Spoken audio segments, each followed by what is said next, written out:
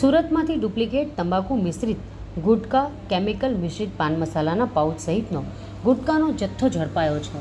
ગુટકાના pouch ઉપર કોઈ જગ્યાએ સહેલાઈથી દેખાઈ શકાય એ રીતે ચેતવણીની છાપ કે લખાણ વગરના 6 કરોડના મુદ્દામાલને પ્રિવેન્શન ઓફ ક્રાઇમ બ્રાન્ચ દ્વારા ઝડપી પાડવામાં આવ્યો છે.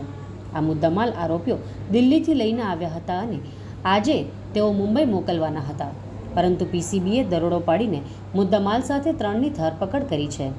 આરોપીઓ પાસે કોઈ ઇનવોઇસ કે બિલ નથી, તેમ છતાં દિલ્હી, હરિયાણા અને રાજસ્થાન ક્રોસ કરી 5 ટ્રક ગુજરાત પહોંચી ગઈ હતી.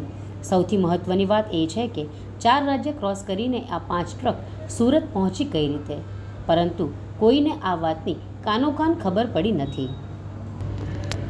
સુરત પીસીબીને બાતમી મળી હતી કે ગુજરાતમાં પ્રતિબંધિત ડુપ્લિકેટ ગુટકા અને પાન મસાલા ભરેલી ટ્રક દિલ્હીથી સુરત આવે છે. આ જથ્થો સારોલી વિસ્તારમાં આવેલા પ્રિન્સ એસ્ટેટના ક્રિયાશક્તિ લોજિસ્ટિકમાં છુપાવવામાં આવ્યો છે. આ માહિતીના આધારે પીસીબીએ અલગ અલગ ટીમો બનાવી ક્રિયાશક્તિ લોજિસ્ટિક પર દરોડા પાડ્યા હતા. આ દરમિયાન એક નહીં પરંતુ 5 ટ્રકમાં ભરાઈને આવેલો પ્રતિબંધિત ગુટકાનો જથ્થો મળી આવ્યો હતો. પોલીસે ગોડાઉનમાંથી કુલ 6 કરોડની કિંમતનો જીવલેણ ગુટકાનો જથ્થો કબજે કર્યો હતો અને 3 આરોપીઓની ધરપકડ કરી હતી. કોઈપણ પુરાવા વગર દિલ્હીથી વોન્ટેડ આરોપી મહાવીર રખારામ નેણ આ ડુપ્લિકેટ ગુટકાનો જથ્થો ક્રિયાશક્તિ લોજિસ્ટિકના ટ્રાન્સપોર્ટમાં સુરત મોકલી આપ્યો હતો. જે જથ્થો પકડાઈ જતા આરોપી ગોડાઉનના ઇન્ચાર્જ સંજય સીતારામ શર્મા, ગોડાઉન અને ટ્રાન્સપોર્ટના વાહનોને પણ પોલીસે ઝડપી પાડ્યા છે.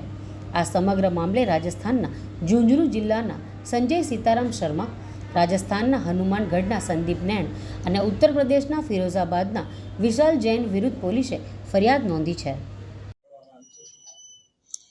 ગઈકાલે પીસીબી અને એસઓજીની ટીમને એક માહિતી મળેલી કે સુરતના સણિયા અમદ ગામ છે અને રોડ ઉપર જે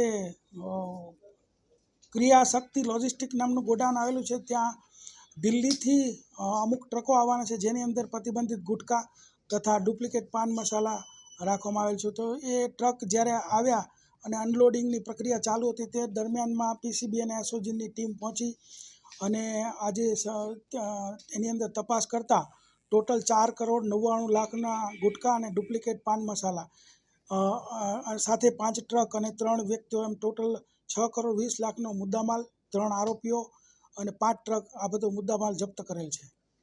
સર, આ જે મુદ્દામાલ છે ક્યાંથી આવ્યો હતો, ક્યાં સપ્લાય થવાનો હતો, કઈ રીતે આ આખું નેક્સસ ચાલી?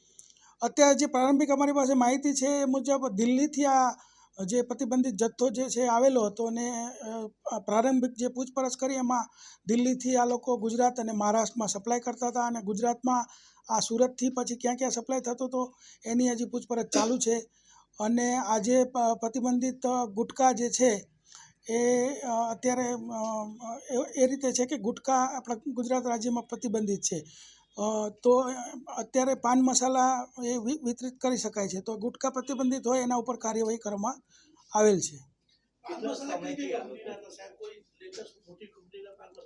મોટી કંપનીના કોઈ પાન મસાલા મળ્યા નથી, પણ જે મળ્યા છે લેબલ એ મુજબ દિલબાગ, હોટ, સુહાના, રોયલ 1000, પછી T5, સિગ્નેચર, આવા પ્રકારના જે નામો છે એ મળેલા છે. અત્યારે જે પ્રારંભિક માહિતી મળી છે એ મુજબ 3 થી 4 મહિનાથી આ નેટવર્ક ચાલતું હતું અને આ અત્યારે જાણવા મળ્યું એ મુજબ કે ભાઈ જેને ગુટકા ખાતા હોય એ લોકો માટે પેલું જે મિક્સ કરવું ન પડે અને ડાયરેક્ટ મળી રહે એ માટે આ કરવામાં આવતું હતું. એ હજી તપાસ ચાલુ છે, એ બાબતે જ્યારે જાણકારી થશે ત્યારે આપવામાં આવશે.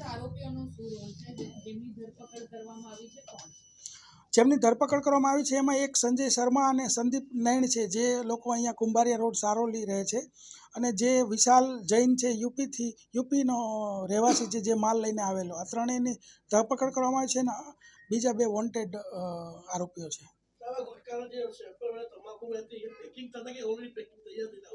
ના, તૈયાર થઈને અહીંયા આવ્યું હતું ને એની આપણે મુદ્દામાલ જપ્ત કરેલો છે.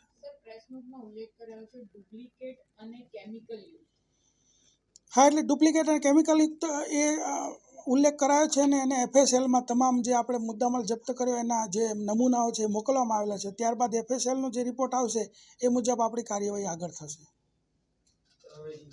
સર હવે આ જે જથ્થો છે એની ઉપર કોઈ સૂચના જે સામાન્ય રીતે જોવા મળે છે કે આ હાર્મફુલ છે એ હતું કે નહીં? ના, એવી કોઈ સૂચના ઉપર હતી નહીં.